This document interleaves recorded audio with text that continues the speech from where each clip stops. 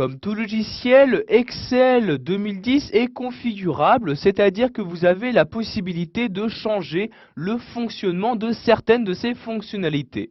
Donc pour accéder aux options de ce tableur, vous allez vous rendre en haut à gauche et cliquer ici sur le menu Fichier. Une fois ce menu ouvert, vous allez vous rendre ici dans les catégories et cliquer tout en bas sur Options. Vous allez alors avoir cette nouvelle fenêtre qui va s'ouvrir. Donc il s'agit de la fenêtre des options avec toute la configuration possible de ce tableur. Donc nous allons commencer ici par les options générales. Vous avez par exemple la possibilité d'activer ou non l'aperçu instantané. Donc aperçu instantané qui vous permet de savoir, dès que vous laissez votre curseur sur une police ou sur une couleur, d'avoir donc directement l'aperçu sur votre document. Donc pour le désactiver, vous n'avez juste ici qu'à décocher cette case-là. Vous avez également la possibilité de changer la police ou encore la taille de police utilisée par défaut par le logiciel. Donc par exemple ici, si vous souhaitez par défaut utiliser la police comique sans MS, vous allez cliquer ici sur cette flèche-ci et donc dans ce menu, vous allez trouver ici donc la police comique sans MS. Donc je descends ici dans l'essai, donc vous voyez ici je cherche comique sans MS, je l'ai trouvé, je clique donc dessus pour utiliser cette police par défaut. Vous pouvez faire de même pour la taille, donc par exemple si vous souhaitez utiliser par défaut une taille de 12 pixels, je clique ici sur la flèche et je sélectionne ici le 12 de cette manière.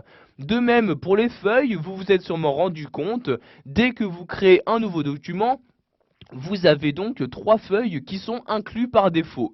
Si vous souhaitez avoir par défaut qu'une seule feuille, vous cliquez ici sur la flèche du bas. Donc vous voyez, je vais ici descendre pour n'afficher donc qu'une seule feuille par défaut à la création d'un nouveau classeur. Vous allez maintenant cliquer ici sur OK pour valider vos changements.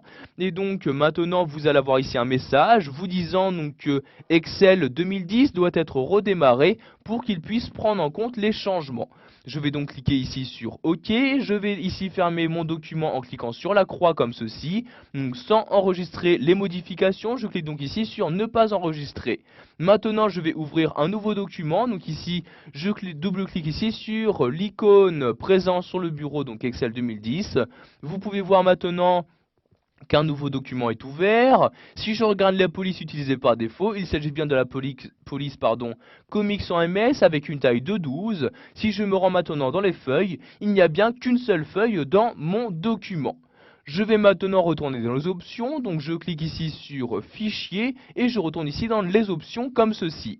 Nous allons maintenant nous intéresser aux options de formule. Donc je me rends ici dans la colonne de gauche et clique ici sur Formule comme ceci. C'est donc dans cette partie-là que vous allez pouvoir personnaliser le fonctionnement donc de vos formules. Donc vous avez par exemple ici accès aux différentes options de calcul. Donc si vous souhaitez calculer automatiquement ou non vos formules. Si vous avez également donc, si vous souhaitez activer la saisie semi-automatique de formule, c'est-à-dire donc le menu qui apparaît dès que vous commencez à saisir une formule, donc si ce petit menu vous gêne, vous pouvez le désactiver en décochant ici cette case-là.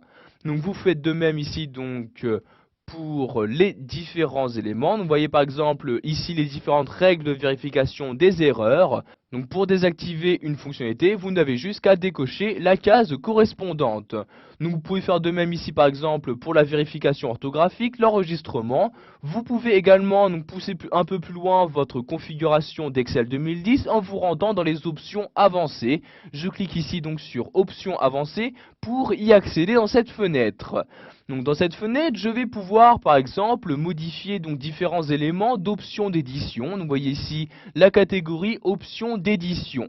Par exemple, je peux activer ou non la saisie semi-automatique des valeurs à l'intérieur de chaque cellule. Donc vous voyez, si je souhaite la désactiver, je décoche ici cette case-là.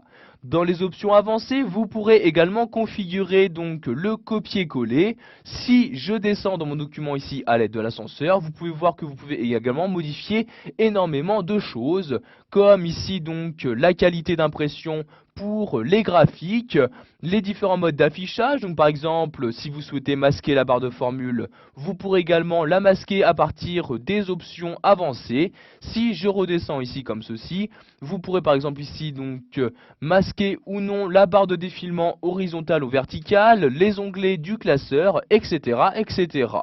Donc ici par exemple je vais masquer le quadrillage, je décoche donc cette case là et je clique ici sur OK pour appliquer mes changements. Vous avez donc ici le quadrillage qui a bien disparu. Voilà, vous savez maintenant comment configurer Excel 2010, que ce soit en changeant ses options d'impression, d'édition, de copier-coller, etc.